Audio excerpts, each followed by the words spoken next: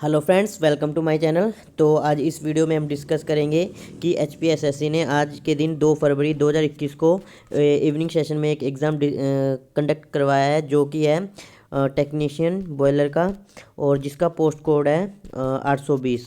तो इसका जो पोस्ट कोड है वो 820 है। तो ये एग्ज़ाम मैं आपके साथ डिस्कस करूँगा। तो ये जो मेरे को पीडीएफ दी है उसी भाई ने दी है, जिसने जो सुबह मॉर्निंग सेशन में एग्ज़ाम हुआ था, जिसका पोस्ट कोड 836 था, वर्कशॉप इंस्ट्रक्टर। तो उसी भाई ने मेरे को ये पीडीएफ भेजी है। तो उस भाई ने कहा है कि मैंने तैयार करके भेजी है। तो मुझे कुछ समझ नहीं आया, लेकिन हमें एग्ज़ाम से मतलब है, क्वेश्चन से मतलब है।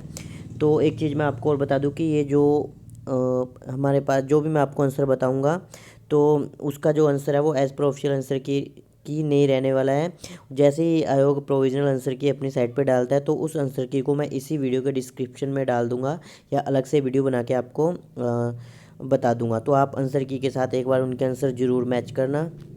बाकी मैं अपनी तरफ से कोशिश करूंगा कि मैं आपको हर क्वेश्चन का आंसर सही बताऊं। तो जो फर्स्ट क्वेश्चन है एचपीजीके का वो ये है कि हिमाचल प्रदेश के किस ज़िले में प्रागपुर डेवलपमेंट ब्लॉक अवस्थित है। तो ये जो अवस्थित है ये कांगड़ा में अवस्थित है। ऑप्शन ए इसका राइट आंसर है। नेक्स्ट क्वेश्चन है कि हिमाचल प्रदेश के किस ज़िले में फुलाई त्योहार मनाया जाता है। तो ये जो मनाया जाता है ऑप्शन बी किन्नौर में मनाया जाता है। और मैं आपको बता दूं कि जो ऐसे क्वेश्चन है कि ये क्वेश्चन की पहले भी एचपीएसएससी में मोस्ट ऑफ क्वेश्चन ऐसे हैं कि जो रिपीट हो चुके हैं। 48 है कि हिमाचल प्रदेश के किस ज़िले में घोगरधार अवस्थित है। तो ये जो अवस्थित है ये मंडी में अवस्थित है। तो इसका जो ऑप्शन डी राइट आंसर होगा। नेक्स्ट बात करते हैं। तो जो नेक्स्ट क्वेश्चन है कि हिमाचल प्रदेश के, ये क्वेश्चन हो गया कि हिमाचल प्रदेश के किस ज़िले में रेणुका झील अवस्थित है। तो अभी जो हमने सुबह एग्जाम डिस्कस किया तो उसमें एक क्वेश्चन आया था कि जो रेणुका मेला है वो कहाँ लगता है। तो इसमें पूछा है कि रेणुका झील कहाँ है। तो दोनों क्वेश्चन आपस में मिलते जुलते हैं। तो ऑप्शन ए इसका राइट आंसर है, सिरमौर में। नेक्स्ट क्वेश्चन, तो इसमें जो 50 क्वेश्चन है वो शायद अवेलेबल नहीं है, बाकी मैं आपको बाद में बता दूंगा। नेक्स्ट क्वेश्चन है कि हिमाचल प्रदेश के किस स्थान पर एशिया का सबसे बड़ा मत्स्य प्रजनन केंद्र अवस्थित है। तो जो सबसे बड़ा मत्स्य प्रजनन केंद्र अवस्थित है वो देवली में अवस्थित है। ऑप्शन ए इसका राइट आंसर है। नेक्स्ट क्वेश्चन है कि किस वर्ष गोरखा कमांडर अमर सिंह थापा ने कांगड़ा किले पर आक्रमण किया था। तो ये जो किया था 1805 ईस्वी में किया था। तो ऑप्शन ए इसका राइट आंसर है। नेक्स्ट क्वेश्चन है कि सुकेत राशि राज्य के संस्थापक थे। तो जो सुकेत राशि राज्य के संस्थापक थे वो थे, तो इस जो क्वेश्चन में जो इसमें इन्होंने कन्फ्यूज़न डाल दिया कि वीरचंद है या वीरसेन है। तो अगर किसी को मालूम है तो कमेंट करें। तो सुकेत राशि राज्य के संस्थापक थे, तो उसकी जो स्थापना करी थी वो वीरसेन जी ने की थी। ऑप्शन इसका डी राइट आंसर है। नेक्स्ट बात करते हैं कि नालागढ़ का पूरा नाम था। तो ये आयोग का फेवरेट क्वेश्चन है। तो ऑप्शन बी हिंडूर राइट आंसर होगा। नेक्स्ट क्वेश्चन है कि कुल्लू का प्रवास करने वाला प्रथम यूरोपियन था। तो ये जो क्वेश्चन है काफ़ी बार रिपीट हुआ। तो इसका जो राइट आंसर है ऑप्शन है विलियम मूरक्राफ्ट थे। नेक्स्ट क्वेश्चन है कि हिमाचल प्रदेश के प्रथम मुख्यमंत्री कौन थे। तो ये हिमाचल के सभी को पता होगा, तो डॉक्टर वाई एस परमार जी थे। तो इसके बाद जो नेक्स्ट क्वेश्चन डिस्कस करते हैं 57 क्वेश्चन कि हिमाचल प्रदेश की किस नदी पर कशांक तृतीय पन विद्युत परियोजना निर्मित हुई है। तो इससे पहले जो एग्ज़ाम हुआ था उसमें जो पूछी गई थी वो कशांक प्रथम पूछी गई थी। तो इसमें जो तृतीय पूछी गई है तो सेम ही नदी पे है। तो इसका भी जो राइट आंसर होगा ऑप्शन सी सतलुज नदी पे। नेक्स्ट बात करते हैं कि हिमाचल प्रदेश के किस स्थान पर सेंट एडवर्ड विद्यालय अवस्थित है। तो आपको पता है कि जो सेंट वगैरह है अंग्रेजों के टाइम के, तो ऑप्शन डी इसका राइट आंसर शिमला में होगा। उसके बाद क्वेश्चन है कि किसके द्वारा लज्जो पुस्तक लिखी गई है। तो जो शांता कुमार की जो भी पुस्तकें हैं 5-6, आप उन्हें किसी न किसी ट्रिक से याद कर लीजिए। तो ये भी शांता कुमार ने लिखे है कि जैसे हिमालय पर लाल छाया, ये लज्जो, ये वगैरह इनकी शांता कुमार जी की पुस्तकें हैं। जैसे धरती है बलिदान की, तो आपने सब याद कर लेने, क्योंकि शांता कुमार की पुस्तक हर दूसरे तीसरे एग्जाम में पूछी जाती हैं। और भूरी सिंह संग्रहालय मध्य प्रदेश के किस जिले में स्थित है। तो ये चंबा में स्थित है। नेक्स्ट बात करेंगे हिमाचल प्रदेश की किस नदी पर, ये क्वेश्चन हो गया। उसके बाद जो है कि डब्ल्यू एच की हाल ही में, तो यहाँ से करंट अफेयर शुरू होता है कि डब्ल्यू एच की हाल ही में किस रिपोर्ट के अनुसार किस देश में 26% तक पूरे विश्व में सर्वाधिक टीवी का भारण है। तो ये जो इंडिया है, ऑप्शन इसका बी राइट आंसर भारत ही है। नेक्स्ट क्वेश्चन है कि शोभा नायडू जिनका हाल ही में निधन हुआ है किस व्यवसाय से जुड़ी हुई है। तो ये जो थी थे डांसर थे, तो ऑप्शन बी नृत्यांगना। तो ऑप्शन बी इसका राइट आंसर होगा। नेक्स्ट क्वेश्चन है कि वर्ल्ड कॉटन ट्रेड में भारत के प्रीमियम कॉटन का नया ब्रांड नेम क्या होगा। तो इसका जो ऑप्शन राइट आंसर सही है कस्तूरी कॉटन। तो इसके बाद जो नेक्स्ट क्वेश्चन है कि कॉर्पट एक सैनिक अभ्यास है जो हाल ही में भारत तथा बांग्लादेश के बीच संचालित हुआ है। तो ऑप्शन सी इसका राइट आंसर होगा। हाल ही में किस कंपनी ने अपना मिनी ऐप स्टोर लॉन्च किया है। तो ये जो किया है पेटीएम ने किया है। तो ऑप्शन बी इसका राइट आंसर होगा। उसके बाद जो हमारा रीजनिंग सेशन शुरू होता है, तो अगर आप इसे सॉल्व करना चाहते हो तो आप क्वेश्चन नोट कर लीजिए और इन्हें कैलकुलेट कर सकते हो। बाकी जैसे कि यहाँ पे रीजनिंग सेक्शन के क्वेश्चन आए हैं, तो उसके बाद क्वेश्चन 71 डिस्कस करते हैं कि महावीर का परिनिर्वाण स्थान है। तो कि जहाँ पे उनका जो देहांत हुआ था तो वो तो हुआ था पावा में, पावापुरी में। तो ऑप्शन बी इसका राइट आंसर होगा। नेक्स्ट क्वेश्चन है कि कनिष्क के समकालीन थे। तो जो कनिष्क के समकालीन थे वो नागार्जुन भी थे, अश्वघोष भी थे, वसुमित्र भी थे। तो ऑप्शन डी इसका राइट आंसर होगा। नेक्स्ट बात करते हैं कि जीती हुई भूमि की देखभाल हेतु मोहम्मद गोरी ने अपने पीछे किस विश्वासु प्रधान को रखा था। तो जो ये कुतुबुद्दीन ऐबक थे, तो यही जो थे एक गुलाम थे मोहम्मद गोरी के, तो इन्हीं को रखा था। तो ऑप्शन सी इसका राइट आंसर है। उसके बाद है कि जो 74 की बुलंद दरवाज़ा किस राज्य में स्थित है।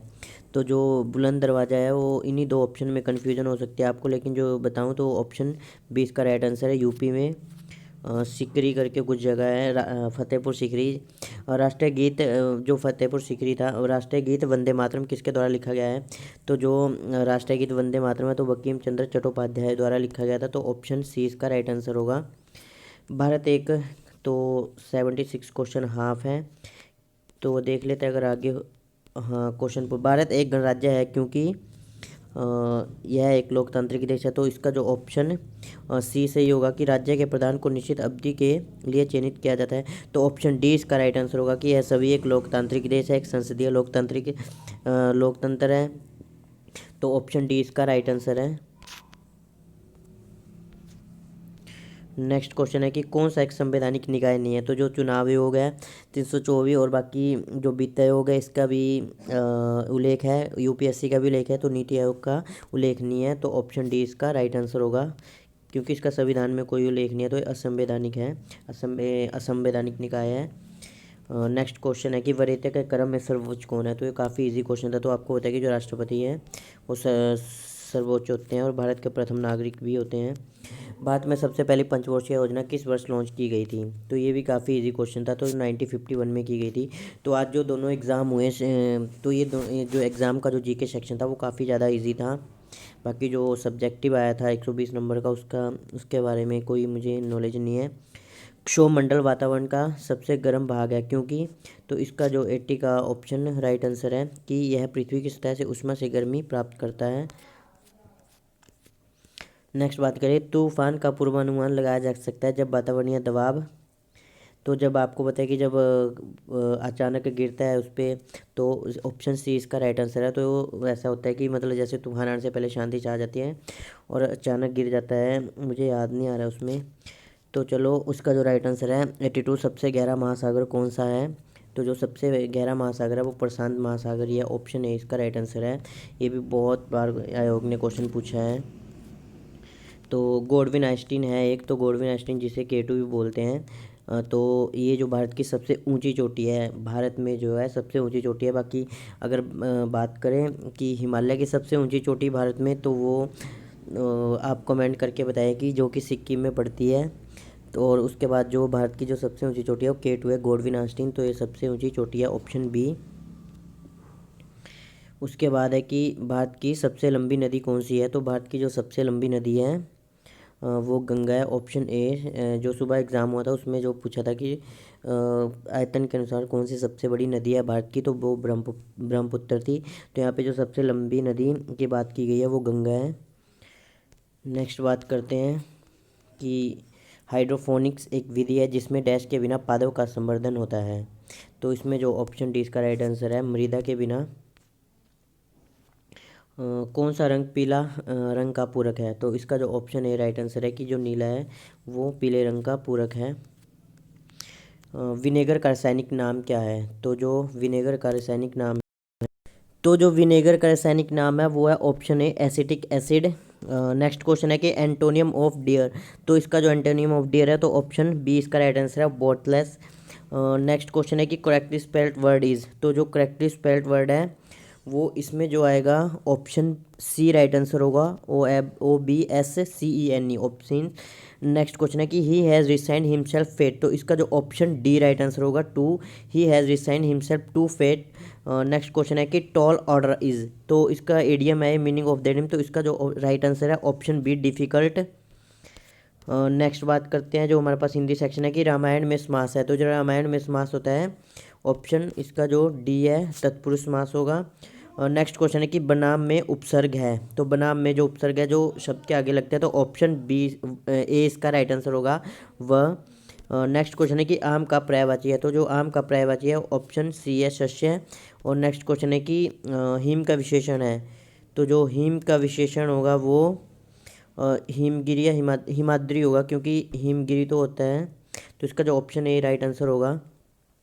तो प्लीज़ आप चैनल को सब्सक्राइब करिए और बेल आइकन भी दबाइए।